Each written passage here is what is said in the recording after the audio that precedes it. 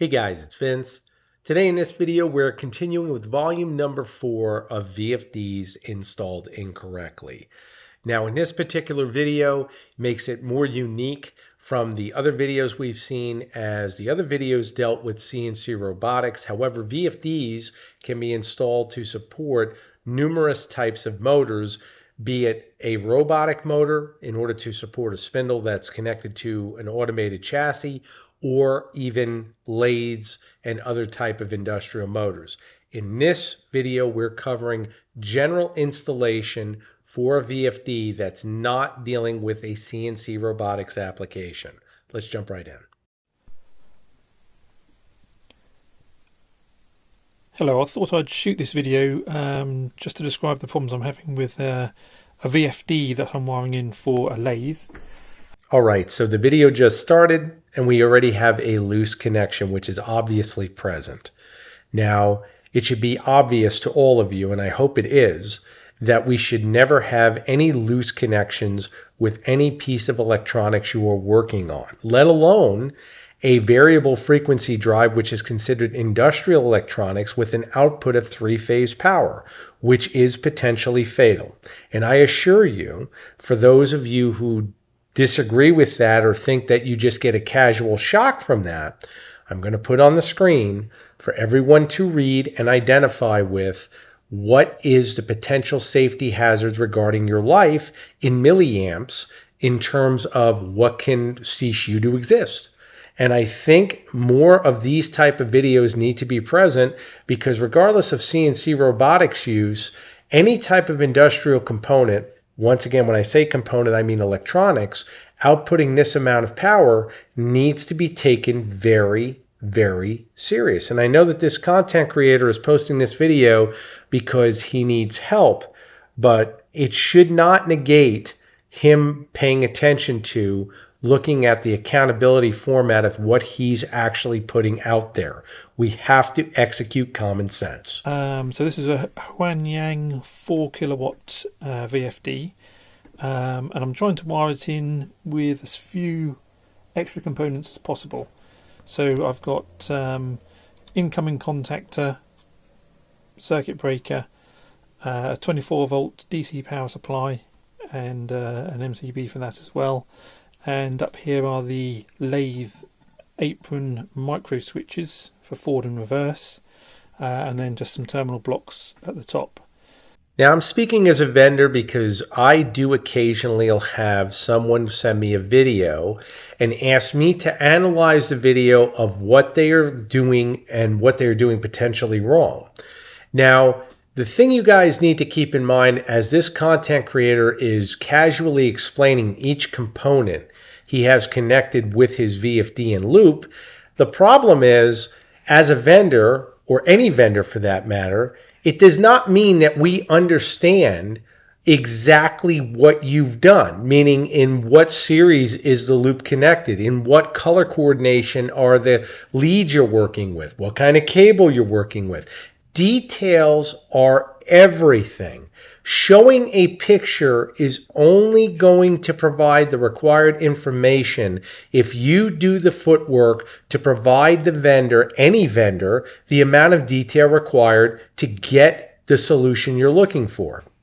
And what we see here is once again just a wiring mess, and it's virtually impossible for any vendor to be expected to solve a problem when we see things done in a fashion that, once again, defies logic.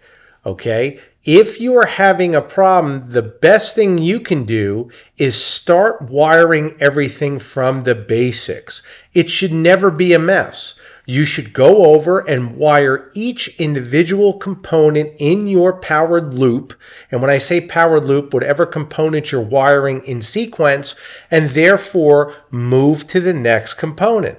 For some reason, guys like to assemble everything and then go backwards. That makes, once again, no logical sense. We start from the beginning, wiring each component in the loop, test, Make sure it works. If it doesn't work, you've stopped at the component that's giving you issues, meaning you don't have to go back and troubleshoot each individual component in the loop. He's already identified 3 or 4. So what do you get from that? That means he's got to go back and troubleshoot all of those components to figure out, is everything working? Doesn't make sense. This is where knowledge and really breaking down what you're doing pays off. It doesn't mean that you have to be an expert in the field to execute that trial and error mentality. It should be coming as you start visualizing what you're trying to produce. And if you don't think at that level, and it's kind of funny, people call them makers now. It's all basic engineering, guys. That's exactly what these people are executing. They're executing engineering, and the question is, do they have the practices in place and the process to get to the goal they're trying to achieve? And most of them, unfortunately, don't, because they don't execute these type of processes. So once again, think about what I've just said. If you have to rewatch this portion of the video again, and think about what I'm saying with your own system. If you've done something similar to this, break it down with each individual component, and I guarantee you'll separate all of the hassle much faster than making a big mess like this. So this is the Huanyang VFD, and I'm wiring up for essentially a braking stop on the apron forward reverse lever, but on the foot switch, which has an integral brake onto the pulley mechanical brake, I'm trying to wire in a freewheeling or just a coasting stop on that. All right, did you guys all catch that? Because I truthfully, doing this well over a decade just online, did not. I truthfully do not understand what this person is explaining. I understand he's going to use the VFD for an application dealing with a lathe. That's where it ends. And that's where most vendors, you as an audience also, will say, that's what I got out of that. His specific application, like many end users, varies. That's where engineering becomes more and more difficult, and it's up to the end user to be explicit in actually supplying the details to get the unit hooked up. This isn't a US thing or a China thing. This is a human thing. We need to be able to communicate in a clear format so that the people you're working with, or in this case, possibly a vendor, or if he's just making this video to really get help with, he should be communicating in a very clear format. And let's be real, guys, we don't see that commonly. We've seen a lot of content creator videos in this series and my previous series that these content creators do not communicate in a format where their work defines their knowledge. And this, once again, defines the lack of knowledge dealing with this equipment. We see it with the wiring. You can see right here, aside from the wiring being a mess, you really only have a couple leads that are different colors. Yet he's got hookup here probably 10, 15 different leads, and they're all red. How are you going to explain that to someone that you need help with in terms of this equipment? You can't. You're not going to say, well, this red lead goes to this terminal block, and then this red lead goes to this terminal. The guy's going to be lost, and with good reason. So when we see stuff like this as vendors, I'm telling you right now, if I see something like this, first I know I'm dealing, of course, with a novice, and second I know I'm dealing with someone that really doesn't care. And when I say they don't care, they really don't care about their time or your time, because if they're showing you something like this, they're defining that they didn't even take the time to think about what they were doing. You know, it's bad enough that you're tinkering with stuff you really don't understand, but when you amplify that by rushing through things or saying, hey, I'm not going to invest a proper amount of money to do the job right, this is what you're left with. Now, the Huanyang VFD can do that, but you have to use the emergency stop feature, and that is always coasting, whereas the normal stop can be coasting or braked or controlled deceleration. But anyway, I was having some problems because I wanted to use some of the extra outputs on the VFD. So the VFD comes with 6 configurable inputs. So they will be for things like forward, reverse, emergency stop, and you can configure any of those for one of, I think it's up to 32 features. But it also comes with 3 outputs. Now, the manual is quite terrible. Okay, so the content creator / end user states that the HY VFD user's manual is terrible. We've heard this in previous videos. Here's a PDF of HY's user's manual. Let's see how terrible it is. Okay, we've got our table of contents. Basically, everything is written in perfect English. Everything over here, it's covering in basics. Let's see. We'll go through it relatively quickly. I've done this in previous videos. Here's our hookups. Everything is done here. Precautions on wiring. Boy, this doesn't look like it's terrible at all. Matter of fact, it's even got the grounding process. It's showing you what's not good as far as potential ground loops, what's good. It's covering the VFD digital interface. The English looks good. I'm going to scroll through here a little quicker. We could see all of our settings for our PD, input and output terminals. Here. Wow. So this is terrible. You have to ask yourself, logically, if this is terrible, what would this particular content creator / end user consider to be excellent? Perhaps that would be them setting it up for you because you're incompetent to do it? Because truth be told, there's nothing wrong with this user's manual. Pending, of course, you have the ability to read and understand it and implement what you're reading. And unfortunately, that's typically what we see.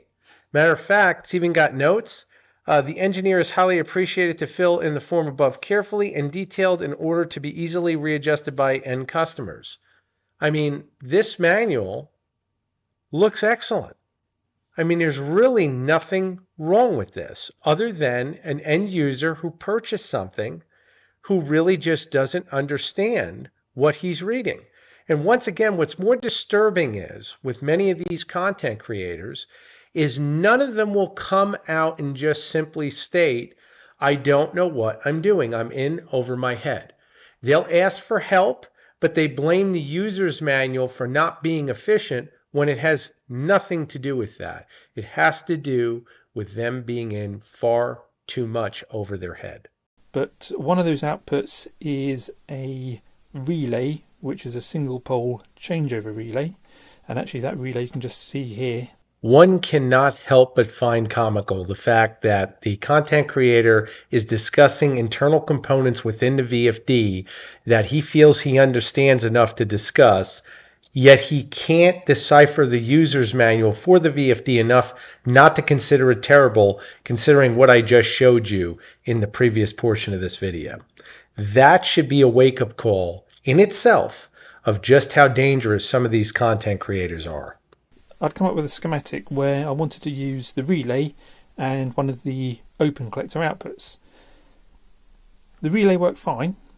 The problem I had was with the open collector outputs. No matter how I configured any of the settings, any of the programming features, anything like that, I couldn't get anything to work on these open collector outputs.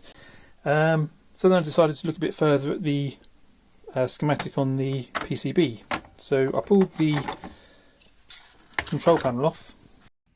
All right, like many of you, I'm trying to understand how it's possible. Once again, he obviously had issues with the user's manual, but now he understands circuit boards enough to work on the VFD himself. Now that raises other questions logically, and I brought this up in other videos as well, where another individual decided to start soldering his own circuit board on these units. And that is, these units are covered under a manufacturer's warranty depending upon where you purchase it from. Now, why an end user, let alone content creator, would take it upon himself to start dissecting this three-phase piece of industrial electronics, I have no idea. And then highlighting it on a YouTube video is pretty frightening as we see him delve deeper into this. Let's see where it's going, but I want to point out some things real quick that many of you might be asking, and that is, we see here, if we look carefully, that the power cable that he's using, or I should say leads, because that's all we see here. It's interesting to note that on the power side of the VFD, he has a green, yellow lead going to, I believe it's R or S, to provide power for the system. It's certainly not connected to a ground. On the far left side, you can see that here as I'm identifying it with an arrow. Now, I want you guys to think in logical terms when it comes to powering a VFD when it's not being used for CNC robotics. Now, why I say that is this. We talk about double shielded cable being used whenever we deal with CNC robotics because we're trying to protect the stability of the robot. If you're not using the VFD for robotic application, or don't plan to in the future, the only time you'd be interested in using double shielded cable when powering the VFD is if you're worried about EMI conflicting with other electronics or other machinery in your shop. Is it best practice to use double shielded cable regardless? Now, I know many guys are asking that to themselves. And the biggest question is, it really depends on the end user. There are some clients that do require less EMI in their shop because, once again, as stated, they have more electrical equipment. If you don't have a lot of electronics in your shop and are not worried about EMI as much, then you probably could get away with not using double shielded cable because, again, it's only going to mitigate the electromagnetic interference where it would contaminate other equipment. It's not a necessity otherwise because, again, stability does not come into play. If it's something that's going to require stability and EMI could potentially interrupt that, then naturally that's where it should be used. So again, this is why these types of videos I think are useful, especially because the content I'm providing is accurate. I hope you guys all do your own research, but what I'm telling you, you can factually look up. It is fact. You guys have to pay very close attention to these videos. I've said it before and I'll say it again, especially now when we got end users removing the faceplate to reveal the circuit board. This is getting pretty crazy. Let's see where it goes. And here's the PCB. So this is the terminal block, and remember there's 6 inputs and 3 outputs. So the 2 outputs are the 2 open collectors are these 2 end terminals, and the relay is actually connected to the ones under here. It's very easy to see right here once again that lead not being bottomed out in terminal block, and his hand is all over it. Guys, never, ever, ever have a lead not bottomed out in the terminal block. In best practice, it should be fully installed. And you can see here there's 6 opto-couplers for the 6 inputs. There's an opto-coupler here, and that's for the relay, and there's 2 missing. And these are definitely connected to the actual outputs of these opto-couplers, if they were there. They're actually connected to the 2 open collector terminal pins, and the inputs do actually work as expected through the settings. Now, I don't know about any of you, but I'm confused because when he first started this video, he was explaining that he was having problems, meaning that this video was going to turn into more or less him explaining what problems he was having, when now it's turned into more of an analogy of the VFD and what components he feels is missing. That's confusing, especially coming from someone, once again, who claimed that the user's manual was terrible, but now he's an electronics engineer of some sort. I will never understand how content creators think, and I will never understand why a person would open up a 3-phase VFD and attempt to somehow explain what he feels is missing when it's apparent he's explained already that this unit is working as it should. It doesn't make any sense. But obviously there's no opto-coupler fitted to actually make that connection to the terminals. So I've bought a couple of opto-couplers. What I'm going to try and do is to fit those and see what happens. So we finally get to the grit of the video, and the content creator has explained he's purchased Opto-coupler components so that he can naturally test them on the board. And it is essentially testing, because he said, and see what happens. So he obviously doesn't know what'll happen. And of course, he shouldn't be showing any video where he's doing some half-cock surgery to a variable frequency drive circuit board that outputs 3-phase of power. And I will put on the screen once again to reiterate my point of how much electricity it takes to kill you, not hurt you, not make you feel uncomfortable, to kill you. He's doing this to the mass audience of whatever his channel possesses. Now, I want you guys to think, where does logic prevail? Where do we say, hey, I bought something, it may not fit my needs, rather than me modify it and show a video of me doing that to the mass audiences? I think I'll just replace the unit with one that fits my needs. That's what a logical person does, especially one that has no understanding, which is obvious from the user's manual declaration he's made, where he said that it's terrible and it showed you it's in perfect English relatively, that he would make an assessment like that, but decide that he's, once again, has the experience, has the validation to do this kind of work, and let alone do it in a public format on social media, documenting it for his audiences to get the wrong idea. When I say the wrong idea, I cannot tell you how many past end users I've spoken to that said, I've watched such and such video and I started to do what they did in the video and I had negative results. This is where the heart of misinformation starts. This is an older video, but still extremely prevalent to where all the problems begin. I know that I'm not the only person to notice this.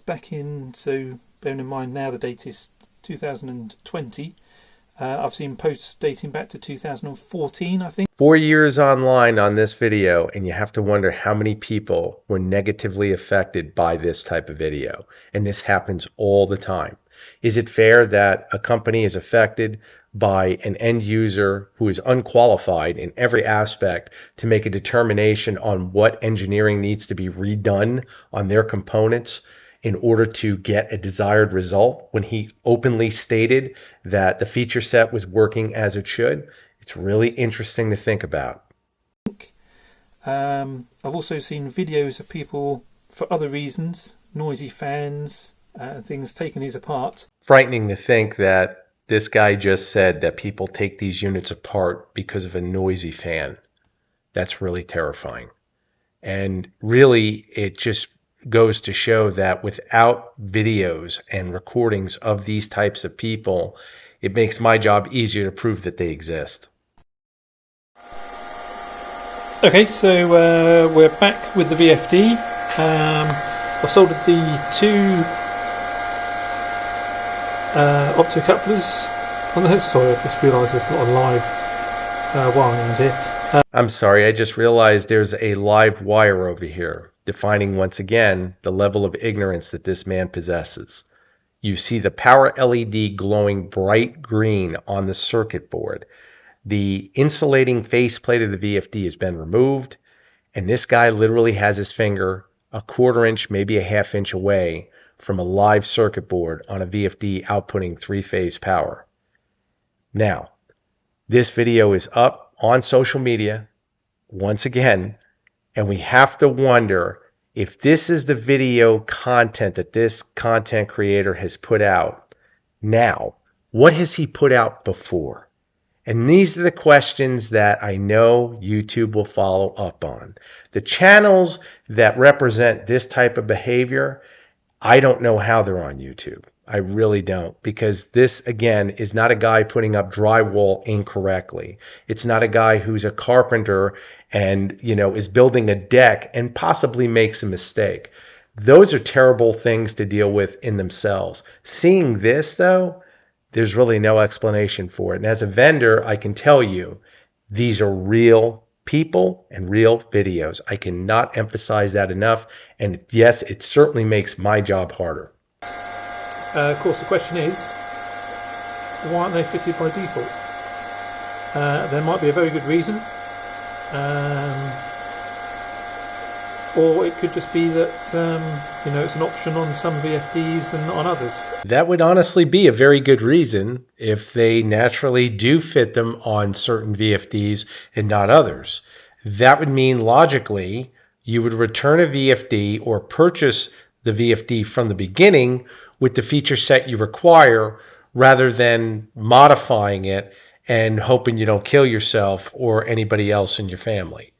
Again, common sense, guys, isn't so common. But if you do go for this modification, obviously it's entirely at your own risk. Gotta love a content creator who puts a disclosure like that at the end of the video. And of course, he's only doing that so naturally none of the audience that he claims to respect can hold him accountable for any of the unsafe practices or BS that he's put in this video.